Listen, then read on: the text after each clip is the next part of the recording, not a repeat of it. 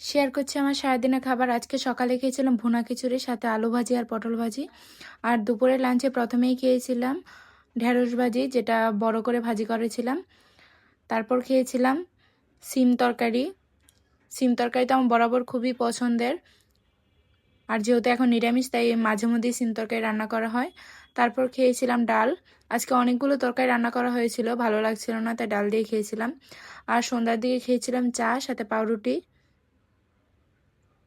আর রাতের ডিনারে খেয়েছিলাম ডাল সেদ্ধ, এটা বুটের ডাল সিদ্ধ ছিল, সাথে কাঁচামরিচ আর সরিষার তেল দিয়ে মেখে খেয়েছিলাম। অনেকদিন পরে ডাল সিদ্ধ খেলাম, ভালোই লাগছিল। তারপর খেয়েছিলাম ভর্তা, আর খেয়েছিলাম আলুর দম, এটা ছোট আলুর দম ছিল, সাথে ডাল দিয়ে মিক্স করে খেয়েছিলাম।